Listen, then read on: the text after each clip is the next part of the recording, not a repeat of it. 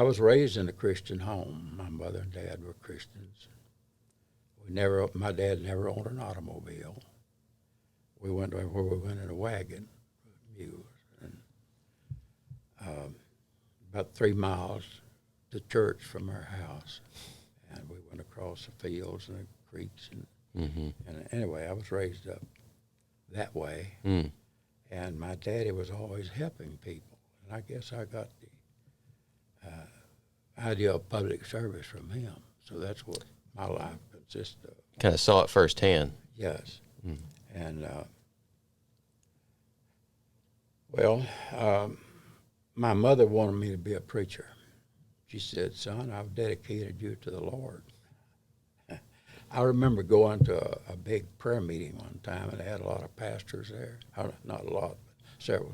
All the preachers stand up. I was 7 years old, and I stood up. Oh, my goodness. You were ready from a young age, huh? Yeah, but really I didn't feel the Lord calling me to be a pastor. But later on in life, I always had a feeling for older people. And I've lived here since 1951. Was that after, before or after? It was before you left. I've lived here before, but when I come back it was 56. Okay. And at the time I'm talking about, 1956, they were just building this church. Oh, okay. The little white building over on the corner is gone. It's where I went a couple of times. When I came back, this church was built. I wasn't particularly interested in church, even though I was raised in a church. My wife was, so she'd go, and I said, well, I'll go with you. And on October the 7th, 1957, we had opera seats in that church then instead of the pews. And that preacher, Andy Pate, was preaching directly to me, I believe.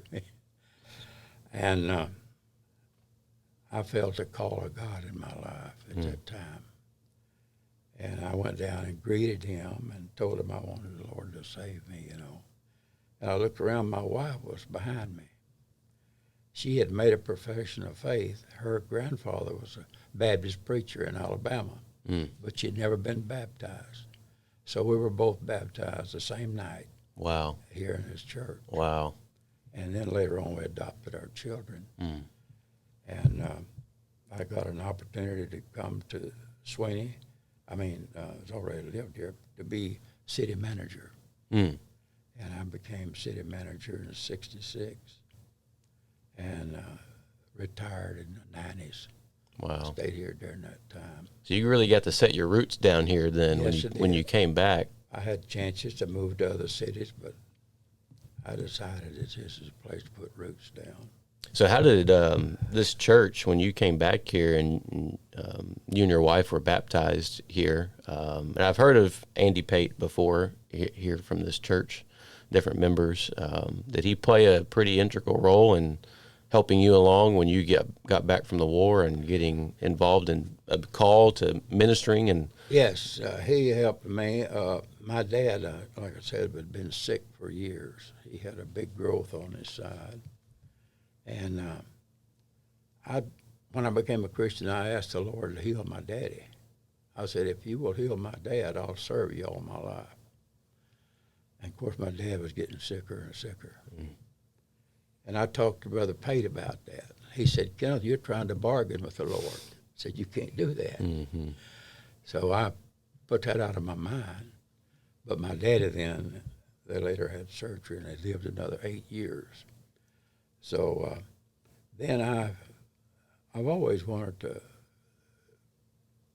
visit with older people. And a lady I knew that was a nurse in Angleton, she started a hospice, Helping Hands and Heart.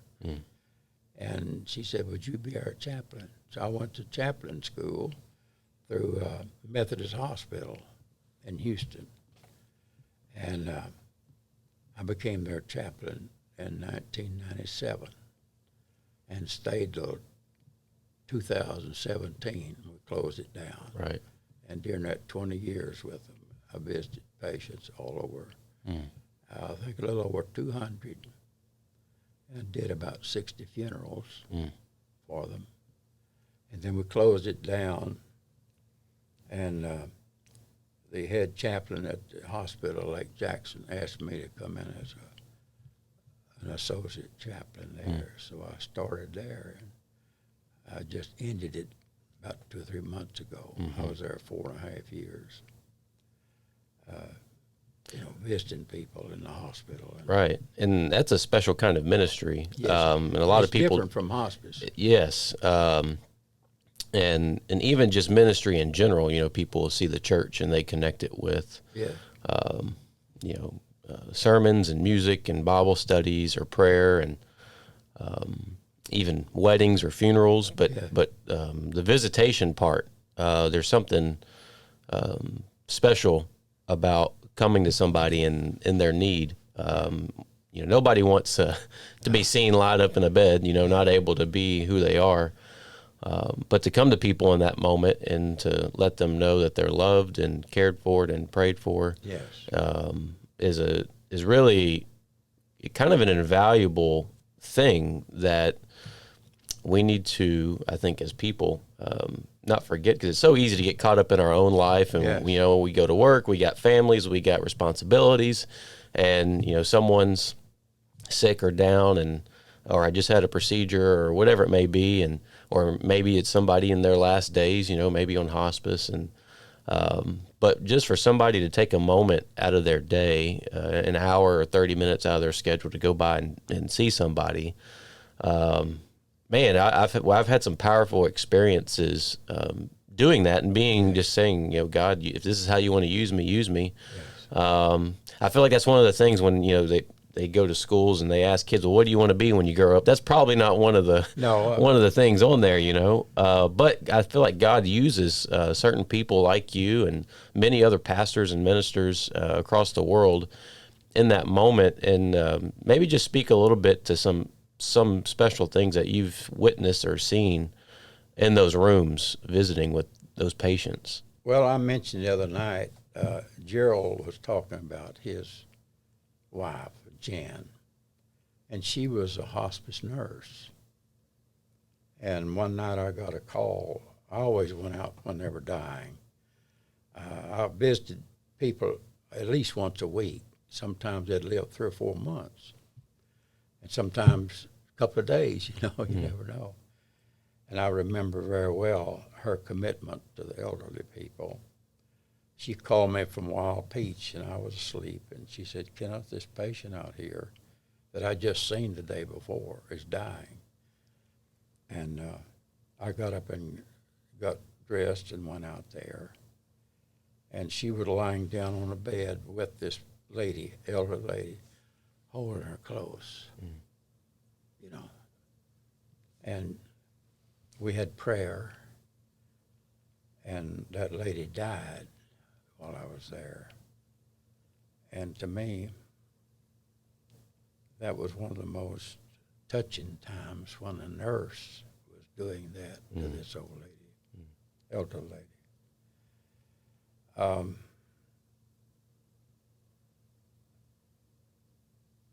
I've seen at times when a woman told me that she had 2 brothers. She was a hospice patient. And she said, my daddy never said he loved me. Said he would always talk about his 2 boys, but he never told me one time in his life he loved you.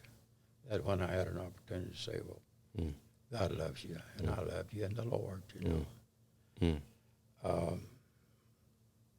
I've had opportunities to lead people to Christ that way. Right. Most of them, I have to say, are Christian. But every once in a while you run across, I don't believe in that stuff. And I wouldn't press myself. I'd just be there and pray for them. And it was quite an experience.